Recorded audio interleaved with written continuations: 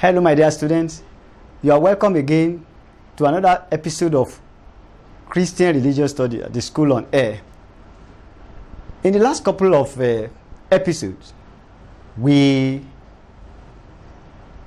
discussed about the sovereignty of God under the subject of God as the creator. Here we saw the handwork of God for 6 days, how God created the world in 6 days. And there we try to look at what God created in each of the 6 days. Then from there, we move to the second creation story, where we saw God, making man a living being. Making man a living being. Then after that, we discussed the witness of the prophets to the sovereignty of God. That is, as the one that has absolute power, the supremacy of God over all the creatures. Now, don't forget that in the second creation story, we made mention that God put Adam in a garden called Garden of Eden. But after some time, Adam and his wife, they disobeyed God. And God banished them out of the garden.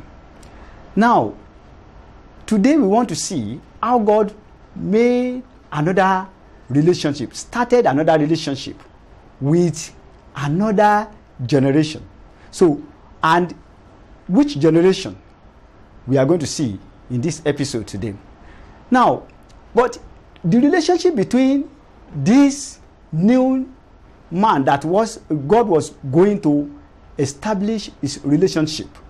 So we are going to see how it went. So now this will lead us to another topic today, that is we call the covenant. Now, what do we understand by covenant? Covenant is a common word that we use. So we have covenant, we have been hearing it, we have been discussing it, we have been using it, we have been, signing covenants in one way or the other. But what is covenant? A covenant is an agreement between two equal or unequal parties. A covenant is an agreement between two people of equal or an unequal parties. Now, it is characterized by obligation on both parties, this fulfillment of which sustains the bond.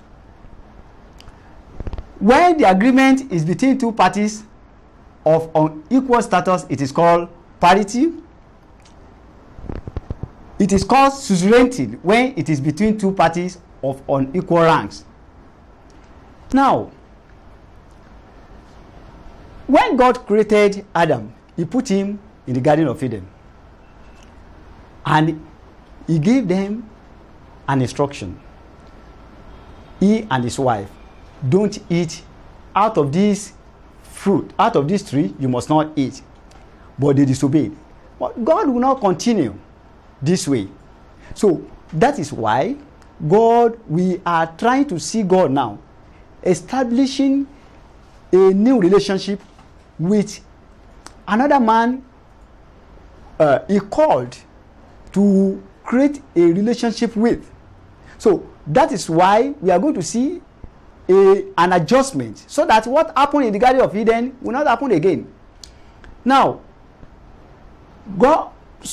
this kind of relationship is what we call covenant now. So covenant, an agreement between two people, could be between two people of equal party and two people of unequal party.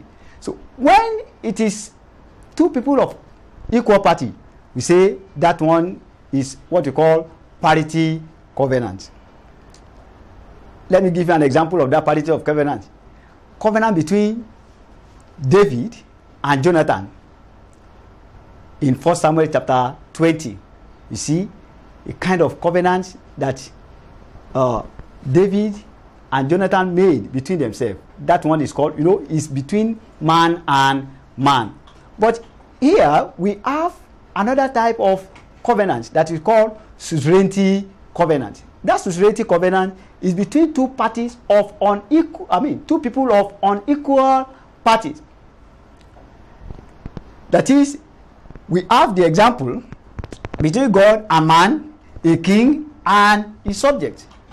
And that is the kind of covenant we are going to see today. So we want to see the kind of, suzerainty. Our discussion is going to be based on suzerainty covenant. It's going to be on suzerainty covenant. Now, but before we go into that, I want us to discuss something about the man who God established this kind of relationship, this kind of covenant with. So we want to see who was he, and that person was Abraham. Who was this Abraham? How did God call him? So that is the first thing we are going to see today. So let's quickly discuss something about the call of Abraham, and that one is found in Genesis chapter 12, verses 1 to 5. Now, God's covenant with Abraham is an example of suzerainty covenant.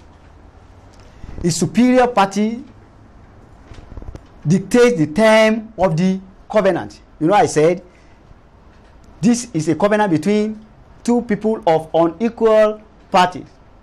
That is between God and Abraham. Between God and Abraham. So now I want you to take note of something here.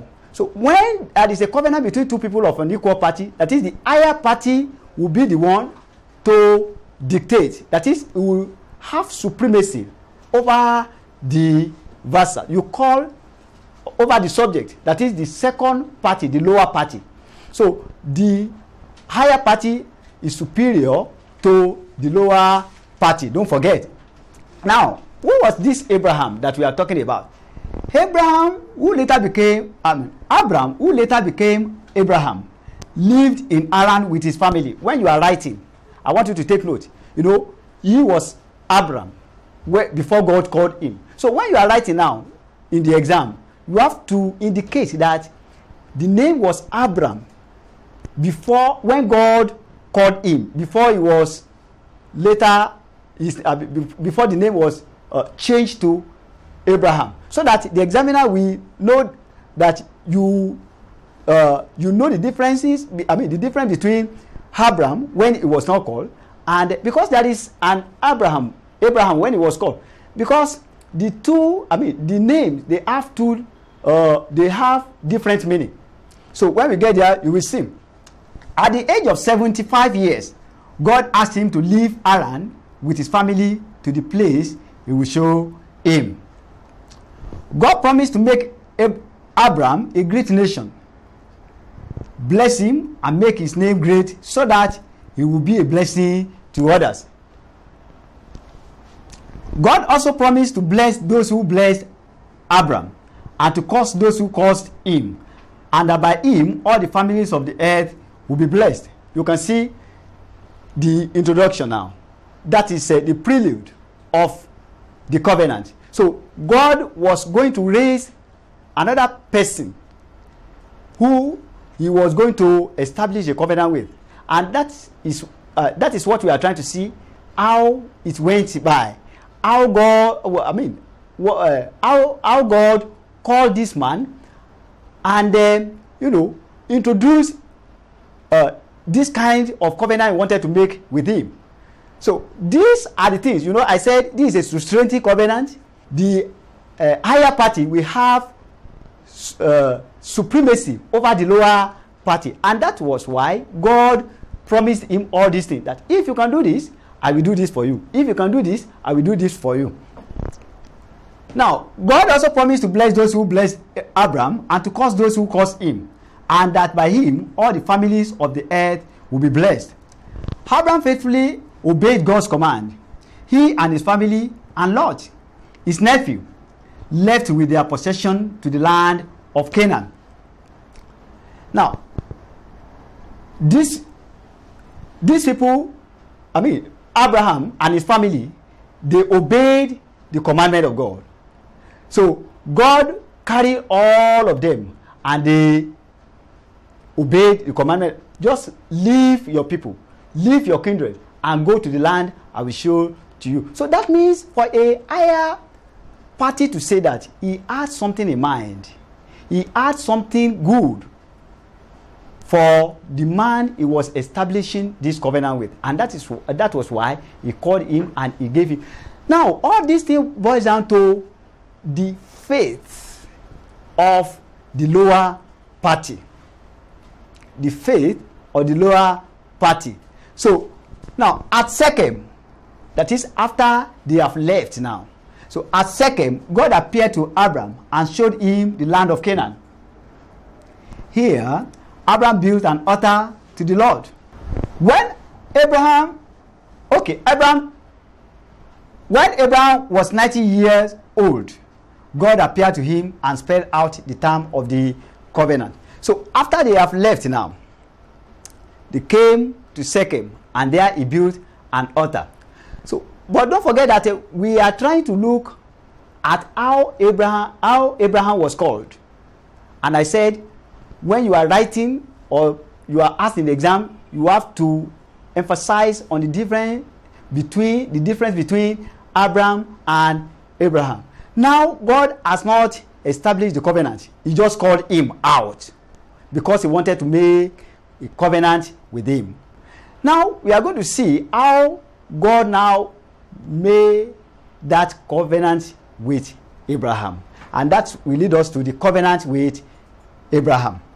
Genesis chapter 17, verses 1 to 21. When Abraham was 99 years old, you can see the age. He was 99 years old when God made this covenant with him. God appeared to him and spelled out the term of the covenant. And what are the terms? These are the terms we are going to see. Take note of these terms one by one. 1. Abram, don't forget, I said Abram. His name has not been changed. Abram was to walk before God blameless, so that God could multiply him exceedingly. So if you want to make a covenant with higher party, so that means you two, God is holy. So if you want to go into relationship with God, go into covenant with God, so that means you two, you have to be holy. So that is why God mentioned that. So be perfect. Now, 2, his name was changed from Abram, that is father of exaltation, to Abraham, which means father of a multitude of nations. 3, nations and kings were to come from Abraham.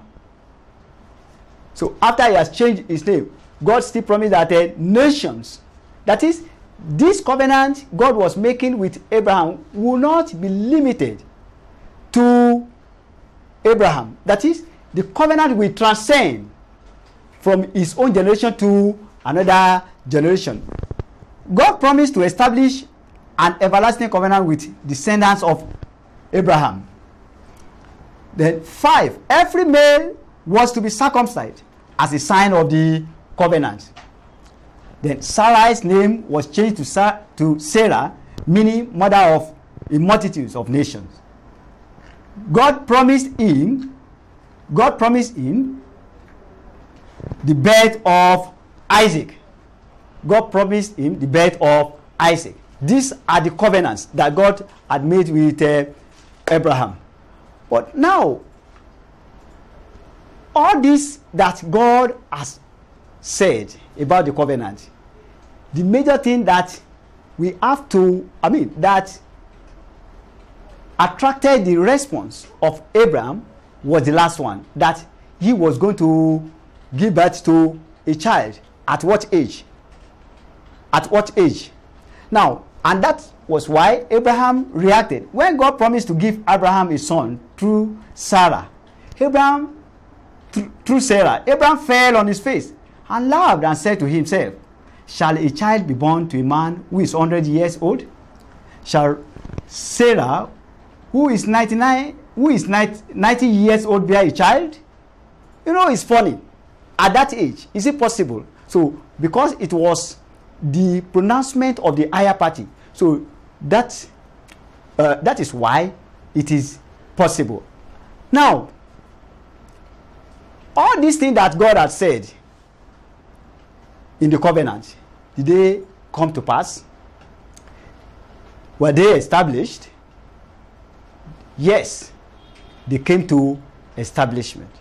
They came to accomplishment. How? Remember that later, Sarah gave birth to Isaac. And this Isaac was the father of Esau and Jacob. So that means what God said, God stood by what he said in the covenant. He stood by what he said in the covenant. That is, the covenant was going to be was going to transcend to another generation. It came to pass, and you remember that he gave birth to Esau. To Isaac. Isaac gave birth to Esau and Jacob. He gave birth to Esau and Jacob. Then Jacob gave birth to 12 children, who later became the 12 tribes of Israel. So, when Isaac was 40 years old, he married Rebekah, the daughter of Bethuel, who later gave birth to Esau and Jacob. So, that was the accomplishment of that covenant that God made with Abraham. So, you have to remember that this covenant between Abraham and God, between God and Abraham, was a suzerainty covenant. So, let's take this question and work on them. 1. Explain fully the terms of the covenant between God and Abraham. So, those are the 7 terms I've just given to you. B. To what extent was the covenant kept by Abraham? To what extent was the covenant kept by Abraham? Send your response to the address below, and we are going to work on it. Until I see you in the next episode. God bless you.